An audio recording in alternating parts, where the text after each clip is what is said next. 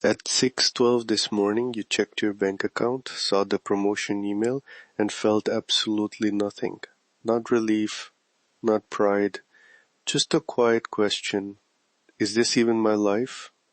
You may have reached the milestone everyone told you to want, and still feel strangely absent from the moment it arrives. Welcome to the Pattern Recognizer. Most people are running programs they never chose.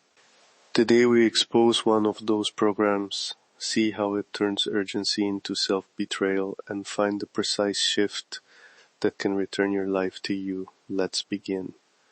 The pattern is called the borrowed clock. It is the unconscious habit of measuring your worth against a timeline you did not design. By 30, you should be established. By 40, secure.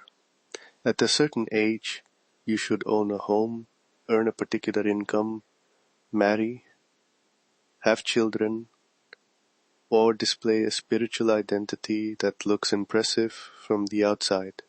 Sometimes the clock comes from your family, sometimes it comes from culture, social media, or a room full of people quietly comparing their progress, and sometimes the clock is built from fear. You see someone else moving quickly, and you decide their speed is proof that you are late. Most people don't see it because they're living inside it. Consider Maya. She is 34, competent, disciplined, and exhausted. She does not actually want to become a director at her company, but every review makes her feel guilty unless she names that as her goal. Her friends are buying homes, so she raises her savings target.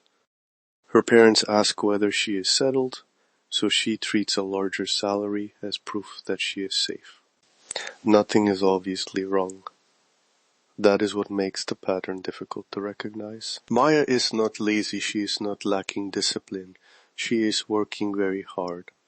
But effort cannot answer the question of whether the destination belongs to her. You can be productive, admired, and apparently successful while moving toward a life that was never truly yours. Psychologically, clock often begins with conditional approval. You learn that certain outcomes produce praise, warmth, belonging, or safety. Achievement becomes more than something you do. It becomes evidence that you deserve to be seen. That is where the trap closes. Then comparison supplies the measuring instrument. How far ahead are they? How far behind am I? Underneath those questions is identity-based fear. If I am not advancing fast enough, what does that say about me? Soon, urgency becomes fused with identity. You do not simply have a deadline. You become the person who must not be late. This is why rest can feel dangerous. If you stop moving, you may discover that the goal was never yours. So the mind chooses motion, more planning, more productivity, more advice. But motion is not the same as direction. A person can run with tremendous discipline toward a life that contradicts their deepest design. Now, a fair objection. What if the deadline is real? What if rent is due, a promise must be kept, or your health requires action? The answer is not to reject time. Mechanical time is useful. It helps us coordinate, prepare, and honor responsibility. The problem begins when a social deadline pretends to be a moral law. Many ancient traditions use time symbolically. Consider Saturn, not as a supernatural force controlling your outcomes, but as a lens for structure, consequence, patience, and sequence. A foundation cannot be rushed without becoming weak. A seed does not become a tree because you demand visible progress. Meaningful timing asks, what is ready to be built now? And what must mature before the next step can hold? That gives us a better metaphor. Your life is not a race against a public calendar. It is an inner architecture. Building the wrong floor faster does not bring you closer to home. It only increases the cost of correcting the design. Maybe your first floor is health. Maybe it's emotional honesty. Maybe it is learning to manage money without using money to purchase approval. Maybe it is developing a craft in private before asking the world to validate it. The correct sequence may look slow from the outside, but slowness is not failure when it protects the integrity of the structure. This is where you can use the origin test. Take one goal that has been creating pressure and ask 3 questions. Who benefits if I achieve this? What fear is driving it? And would I still choose it if nobody could see it? Apply it to Maya.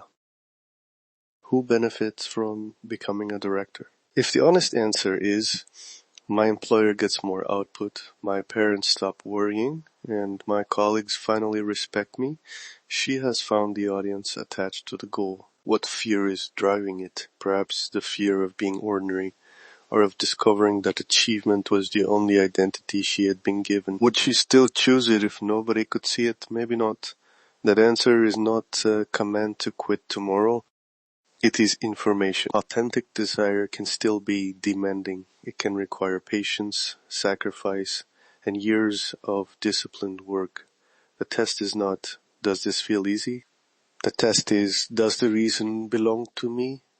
Authorship does not mean abandoning a promise or neglecting a responsibility. It means knowing what you are serving instead of obeying pressure automatically. Then choose one self-authored action within the next 24 hours.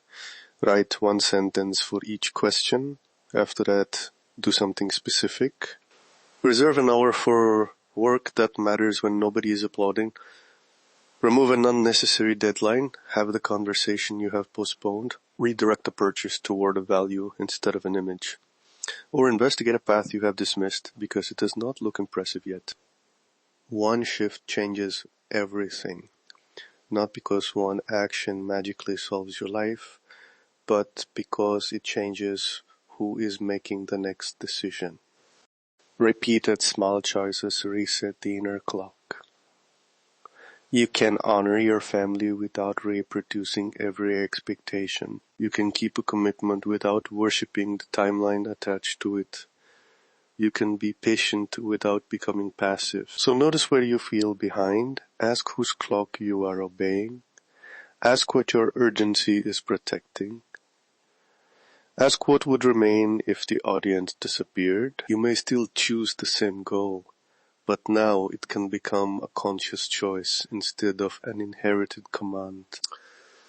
You mistake urgency for destiny only when you stop examining where the urgency came from. That is the pattern, that is the mechanism, and that is your shift today. Practice the origin test before your next major decision, then take one action that comes from your own design. If you're ready to decode the deeper architecture of your life, explore my complete library at Desmarques.com. The pattern is the prison. Awareness is the key. See the pattern, break the cycle, become the architect of your life.